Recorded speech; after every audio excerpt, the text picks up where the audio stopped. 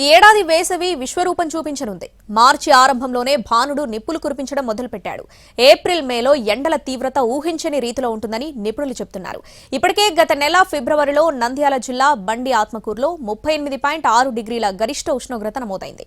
మార్చి నుంచే ఎండ వేడిమి తీవ్రత పెరుగుతుందని, ఏప్రిల్ మే నెలలో తీవ్ర రూపం దాల్చుతుందని వాతావరణ శాఖ తెలిపింది.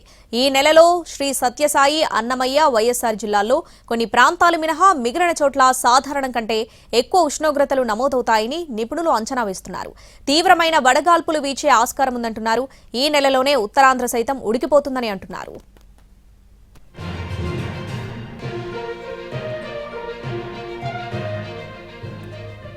ఎండల తీవ్రత దృష్ట్యా జిల్లాల అధికారులకు జాగ్రత్తలు, సూచనలు పంపిస్తుంది విపత్తుల శాఖ. జిల్లాల యంత్రాంగానికి 2 రోజుల ముందుగానే ఉష్ణోగ్రతలు, ఎండ తీవ్రత, వడగాల్పుల ప్రభావంపై సమాచారం ఇస్తున్నారు. మరోవైపు క్యూములోనింబస్ మేఘాల వల్ల ఆకస్మికంగా భారీ వర్షాలు, పిడుగులు పడతాయని, చెట్ల కింద నిల్చోవద్దని సూచిస్తున్నారు అధికారులు.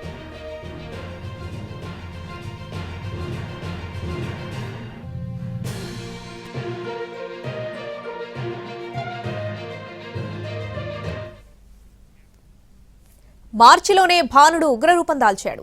ఎండలు భగభగా మండిపోతున్నాయి. ఒకేసారి 2 నుండి 5 డిగ్రీల వరకు ఉష్ణోగ్రతలు పెరిగాయి. ప్రస్తుతం రాజమండ్రి, అమలాపురంలో 36 డిగ్రీల ఉష్ణోగ్రతలు నమోదయ్యాయి.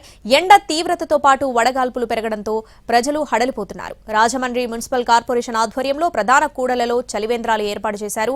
పెరుగుతున్న ఎండల తీవ్రత దృష్ట్యా ప్రజలు తగిన జాగ్రత్తలు పాటించాలని సూచించారన్నారు. ఇక మరింత సమాచారాన్ని రాజమండ్రి నుంచి మా ప్రతినిధి శ్రీనివాస్ అందిస్తారు.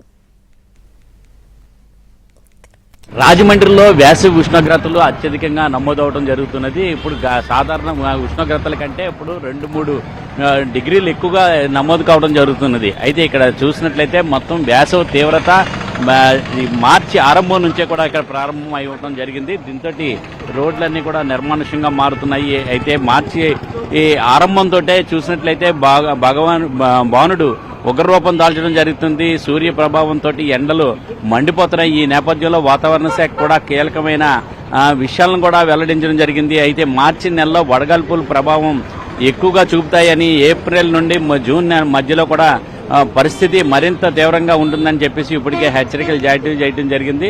అలాగే దక్షిణాదిలోని పలు రాష్ట్రాల నుంచి కూడా ఐఎండీ కూడా హెచ్చరికలు జారీ చేసింది. అలాగే కోస్తా ఆంధ్రలోని పలు ప్రాంతాల్లో 3 నుంచి 5 డిగ్రీలు ఉష్ణోగ్రతలు పెరిగాయని చెప్పి ఇప్పటికే చెప్పడం జరుగుతున్నది. ఈ నేపథ్యంలో చూసినట్లయితే రాజమండ్రి, తూర్పుగోదావరి జిల్లాలోని రాజమండ్రి, అలాగే అంబేద్కర్ కోనసీమ జిల్లాలోని అమలాపురం ఏరియాల్లో కూడా తాజాగా గరిష్టంగా ఉష్ణోగ్రతలు 2 నుంచి 3 డిగ్రీలు పెరగడం జరిగింది. ప్రస్తుతం 36 డిగ్రీలు ఉష్ణోగ్రతలు నమోదు కావడం జరుగుతున్నది. రాబోయే రోజుల్లో ఇదే పరిస్థితి కొనసాగే అవకాశాలు కూడా ఉండడం జరుగుతున్నది. అలాగే మధ్యాహ్నం 12 గంటల నుంచి 3 గంటల వరకు కూడా ఎండలో రావడం అనేది తగ్గించాలి. అత్యవసరమైతే గొడుగులు కానీ, టోపీ, సన్ గ్లాస్ కానీ ఉపయోగించుకోవాలని చెప్పి చెప్తున్నారు. అలాగే లేత రంగు దుస్తులు ధరించాలని చెప్పేసి ఇప్పటికే అధికారులు కానీ కాటన్ దుస్తులు కానీ ధరించాలని చెప్పడం జరుగుతున్నది. ఇప్పుడు ఉష్ణోగ్రతలు మామూలుగా సాధారణంగా చూసినట్లయితే ఇక్కడ 30 డిగ్రీలు, 25 నుండి 30 డిగ్రీలు నమోదయ్యాయి. అయితే ఇప్పుడు ప్రస్తుతం చూసినట్లయితే 36 డిగ్రీల వరకు కూడా ఇప్పుడు పెరగడం జరిగింది. అంటే మార్చి ఆరంభంలోనే ఈ రకంగా ఉన్నట్లయితే ఇంకా ఏప్రిల్, మే నెలలో ఏ రకంగా ఉంటుంది అనేది ఒక భయాందోళన కలిగిస్తున్న పరిస్థితులు ఉన్నాయి. అత్యధికంగా ప్రతిరోజు కూడా అత్యధికంగా ఉష్ణోగ్రతలు నమోదు కావడం జరుగుతున్నది. గర్భిణీలు, బాలింతలు, చిన్నపిల్లలు, వృద్ధులు వీలైనంత వరకు ఇంట్లోనే జాగ్రత్తగా ఉండాలని కూడా హెచ్చరికలు జారీ చేయడం జరిగింది. అలాగే ప్రాణనష్టం కూడా జరగకుండా కూడా చర్యలు తీసుకోవడంతో పాటు ఈ ఎండలపై సమాచారాన్ని విపత్తుల సంస్థ టోల్ ఫ్రీ నెంబర్లు కూడా పెట్టడం జరిగింది. 112 అని చెప్పి, అలాగే 107 అని చెప్పి మరో టోల్ ఫ్రీ నెంబర్ ఇవ్వడం జరిగింది. అలాగే 11804250101 అని చెప్పి ఇంకొక మరో టోల్ ఫ్రీ నెంబర్లు కూడా ఇవ్వడం జరిగింది. అయితే ఇక్కడ చూసినట్లయితే ఈ వేసవి ఉష్ణోగ్రతలు అత్యధికంగా నమోదవుతున్నాయి. ఉదయం 8 గంటల నుంచి కూడా వేసవి తీవ్రత అనేది ఎక్కువగా ఉండడం జరుగుతున్నది. దీంతో ఇక్కడ చూసినట్లయితే వేసవి తీవ్రత అప్పుడే మార్చి ఆరంభంలోనే ఈ రకంగా ఉన్నదంటే ఇంకా ఏప్రిల్, మే, జూన్ నెలల వరకు వచ్చే వరకు కూడా ఏ రకంగా ఉంటుంది, ఏ రకంగా గడపాలనేది మట్టికి ప్రజల్లో ఒక భయాందోళన నెలకొంటున్నది జరుగుతుంది. కెమెరామ్యాన్ వాసుతో శ్రీనివాస్, ఎన్టీవీ, రాజమండ్రి.